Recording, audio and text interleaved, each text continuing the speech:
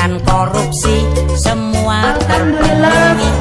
Alhamdulillah Rabbil Alamin, wal aqibatu lil muttaqin, wala udwana illa 'alal zalimin. Wassalatu wassalamu ala syarafil anbiya wal mursalin, imamil muttaqin, sayyidil ghuril muhajjalin, wa ala alihi wa ashabil mujahidin at-tahirin. Amma ba'du, puja dan puji syukur kehadirat Allah Subhanahu wa taala yang mana siang hari ini kita masih dapat berkumpul di sini dalam rangka peringatan Tahun Baru Islam 1 Muharram 1443 Hijriah.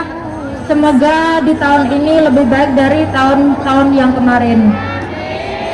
Yang kedua, sholawat serta salam mari kita sanjungkan kepada Rasulullah Muhammad Sallallahu Alaihi Wasallam yang telah membawa kita dari zaman kebobrokan, zaman kejahiliahan, zaman kemunafikan menuju ad-dinul haq, yaitu agama Islam. Semoga kelak kita akan mendapatkan syafaatnya di hari pembalasan. Allahumma amin. Tahun Baru Islam adalah sebuah tahun yang bersejarah khususnya untuk umat Islam. Karena mengapa? Saat itu ketika perjuangan Rasulullah yang selalu mendapatkan rongrongan dari kaum jahiliyah atau kaum yang belum masuk Islam, kaum Nasrani, kaum Yahudi, sehingga Rasulullah harus hijrah dari Makkah menuju Madinah untuk ekspansi agama Islam.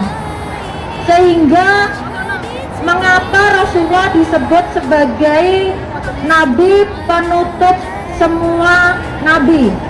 Karena memang beliaulah yang membawa Islam, yang menyempurnakan agama-agama sebelumnya, sehingga Islam menjadi agama yang rahmatan lil alamin, agama yang menjadi rahmat untuk seluruh alam. Peristiwa 1 Muharram itu sebagai bulan yang duka bagi umat Islam. Mengapa bulan duka? Karena saat itu pembantaian terhadap Sayyidina Hasan dan Sayyidina Husain, mereka adalah cucu daripada Rasulullah, karena perebutan kekhilafahan atau perebutan kekuasaan saat itu. Jadi saat itulah Rasulullah berduka, umat Islam berduka. Kenapa itu? 1 Muharram itu adalah bulan duka untuk umat Islam. Namun selain bulan duka, juga sebagai bulan yang sangat istimewa karena dibebaskannya Nabi Ayub dari penyakit. Jadi Nabi Ayub saat itu juga di bulan Muharram, setelah menerima cobaan sakit seluruh tubuhnya, pada bulan Muharram beliau sembuh total. Artinya bagaimana kita menyikapi bulan Muharram? Kita disunahkan untuk berpuasa sebagaimana kita merasakan kesusahan atau penderitaan yang dirasakan oleh Kanjeng Nabi Muhammad.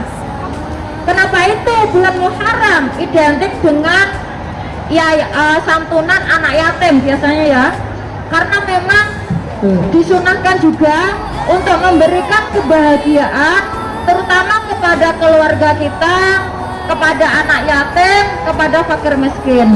Jadi sunahnya ketika hari biasanya kita makan hanya dengan kulub atau hanya dengan sayur-sayuran, di bulan Muharram usahakan yang lebih enak, menyenangkan keluarga, sedikit ada makanan yang agak sempurna, makanan yang agak istimewa. Itu sunnah dari Rasul.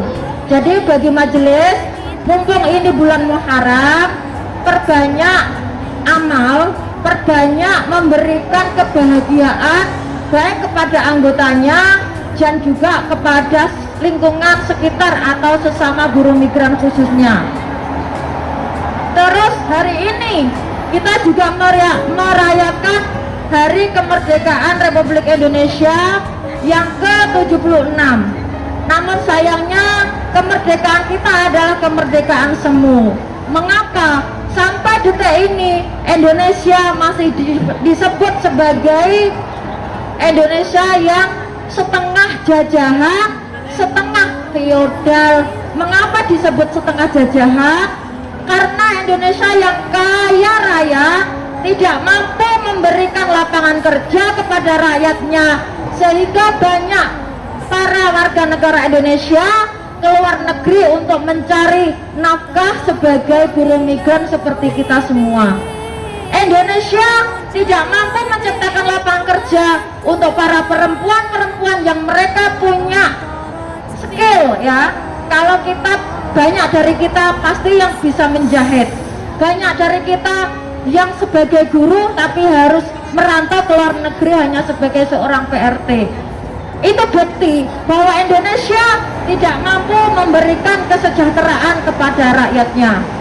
Kenapa itu harapan saya apresiasikan, saya berterima kasih kepada khususnya anggota kami yang sampai detik ini bersedia bergabung dan mendukung atas perjuangan terhadap rakyat Indonesia, khususnya yang berada di luar negeri dalam rangka untuk mencari nafkah kepada keluarga dan sebagai pahlawan devisa. Walaupun kita disebut sebagai pahlawan devisa, namun hidup kita tidak pernah diperhatikan oleh negara. Negara belum hadir sampai saat ini. Buktinya apa? Ketika kita keluar negeri semuanya diserahkan kepada PJTKI. Tidak ada satupun yang bisa kontrak mandiri, tidak ada satupun yang bisa memproses kontraknya dari Indonesia langsung menuju ke luar negeri. Semuanya diserahkan kepada swastanisasi atau PJTKI. Dari situ imbasnya apa? Kita dipotong 7 bulan sampai 10 bulan, sehingga gaji kita selama 1 tahun hanya diberikan kepada pemerintah. Mengapa diberikan kepada pemerintah? Mereka mewajibkan kita masuk PJTKI, uang kita masuk PJTKI. Untuk mendirikan sebuah PJTKI mereka harus membayar kepada pemerintah. Dari situlah kenapa itu sampai detik ini pemerintahlah yang membuat derita bangsanya sendiri, dan sampai detik ini kita belum merdeka. Walaupun kita merayakan kemerdekaan hari ini, artinya kita adalah merayakan duka kita, bahwa kita masih sedih, kita ingin diperhatikan oleh negara, kita ingin kontrak mandiri. Karena dengan begitu kita akan terbebas dari yang namanya potongan agen. Mungkin hanya itu yang bisa saya sampaikan. Saya ucapkan selamat tahun baru Islam 1443 Hijriah, ya. Semoga hari ini lebih baik dari hari kemarin. Mangkana yaumu khairan min amsihi fahuwa rabihun. Barang siapa yang hari ini lebih baik daripada hari kemarin, maka dia termasuk orang yang beruntung. Wa mangkana yaumu min amsihi fahuwa khosirun. Dan barang siapa yang hari ini sama dengan hari kemarin, maka dia termasuk orang yang rugi. Wa man kana yaumu syawa'an min amsihi fahuwa halikun. Dan barang siapa yang hari ini lebih jelek daripada hari kemarin, maka dia juga termasuk orang yang rugi. Sekian dari saya, wallahu muwaffiq ila aqwamit thoriq. Wassalamualaikum warahmatullahi wabarakatuh.